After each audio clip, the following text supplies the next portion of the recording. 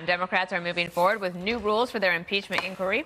A full House vote is expected tomorrow. That is happening as top Republican lawmakers attack how Democrats want to move forward and how Chairman Adam Schiff is running the investigation. They admit the process is a sham, and they're actually changing the process for the worst. They're making Adam Schiff now the prosecutor, the judge, and the jury.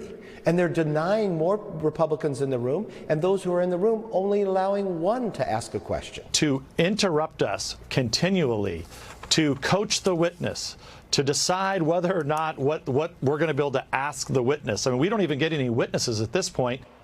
And President Trump launching a new phase in his efforts to fight back against impeachment. He says unified Republicans are now attacking the substance of the allegations against him.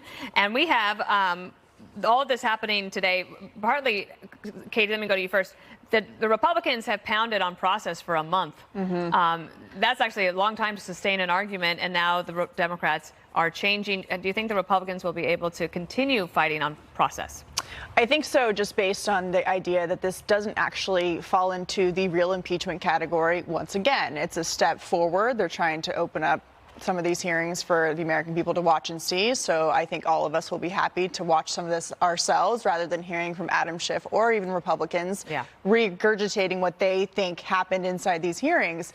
But if they had the votes to do a real impeachment inquiry and they thought it was good politically, they would do it. But they don't have the votes, and polls now, when they're asked with nuanced language and questions, show that the majority of Americans, including independents and districts that Nancy Pelosi wants to keep in 2020 in the House, aren't in favor of this. And so I think they're moving the process. They've set up this list of rules. The impeachment document they released yesterday simply lays out how it's going to run, but it actually doesn't mean much in terms of changing the game here for the White House. Now, the White House is preparing. They're hiring new lawyers. They're hiring new communication staff to try and get ahead of this. But in terms of the actual process of how this is going to work, because it's not going away, so they have to do that. I want to play this roundup of media talking about the damning testimony. If you could play that, please. Bombshell impeachment testimony. One of the most damning witnesses yet. Tuesday's explosive testimony. Bombshell testimony tonight. Damning testimony on Capitol Hill. Some fairly explosive news. How damning the testimony may be. After that explosive testimony. It's very damning to the president. His bombshell testimony before Congress. Creating this damning portrait for the president.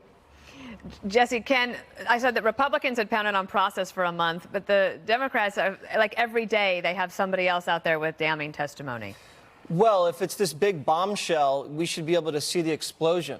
But we can't see even like a little glimmer of explosion because it's all being done in the dark.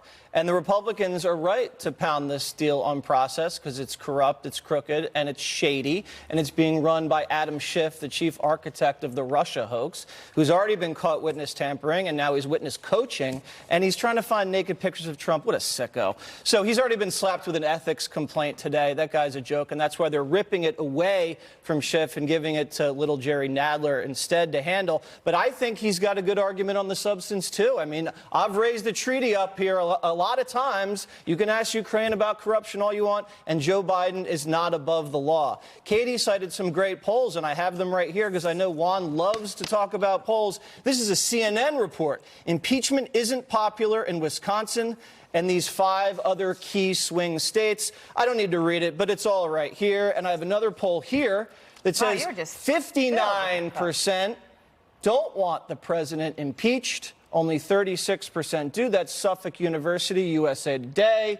And 38% say the phone call was impeachable. 51% say it's not an impeachable offense. I rest my Juan, what do you think about case. that poll case he just made? I think it's bogus. I mean, clearly, the national poll. Don't run down the pollsters.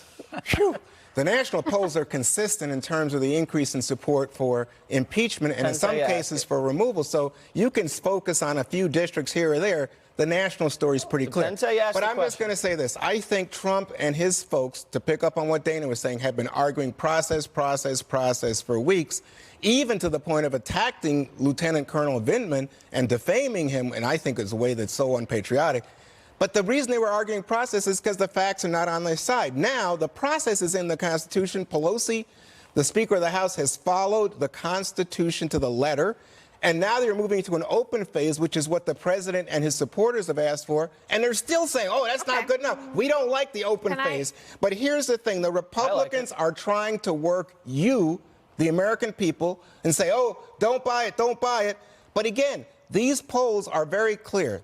People say they want to understand the facts of the case. I got to play this and even, let me just add this, the transcript that Trump said, oh, it's perfect phone call. Yeah. Now we know from Lieutenant Colonel Vindman, it wasn't even the full transcript. We knew that. Right, really? We knew that. We knew that. I had to play this for you because please this is do. not about polls. It is about facts. Oh, I love facts. Okay, listen to this from Tom Brokaw.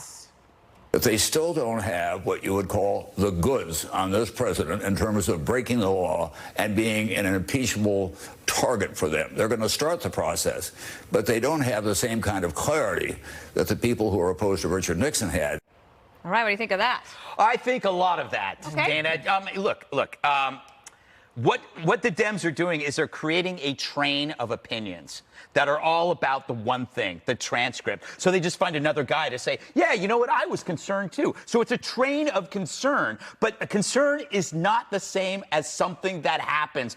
This is the story of the Democrats. They're concerned about many things that never happen. Trump's instability, Trump's insane, Trump's a bigot, the stock market's going to crash. Every time they're worried about something, be confident it's never going to happen.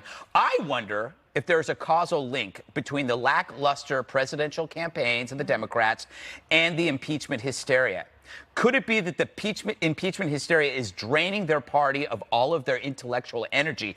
I don't think the Dems can walk and chew gum at the same time. In an effort to undo a previous election, they're going to lose the next election because they can't concentrate. You know, they're like a coworker, right, who does everything possible to get out of the job that they're doing, that they end up actually doing more work to get out of the work. They're causing more work. They're causing more work for themselves. And so so right now, America, we predicted this. Americans are kind of figuring this out. Yeah. They know this is a snow job. They know it's out of proportion to what happened. And I know, and people make a big deal about defaming Vindman, but a lot of the same people were saying the same thing about Tulsi just 2 weeks ago at this table, Juan. Yeah, and I was you called her a Russian asset. I think Hillary Clinton called her a Russian asset, and I wrote, by the way, that she is a Russian asset. There you go. How many you're anti-patriotic? You are so not patriotic, Juan. No, Greg, but you're making a point, Greg, that I think is so wildly wrong.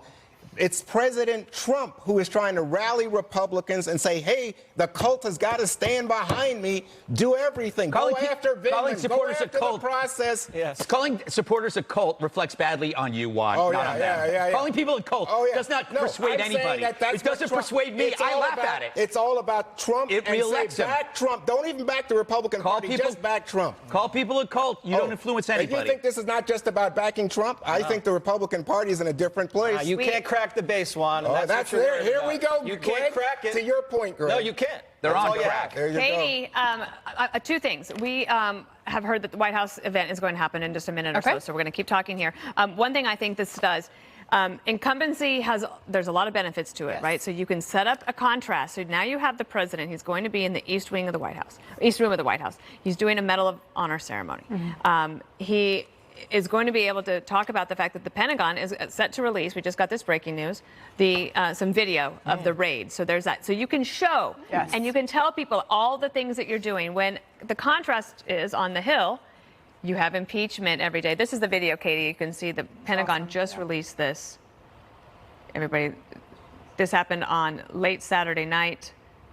This is the compound where Baghdadi was being held, or was holed up, excuse me. You can see our special forces there down at the bottom. You can see that.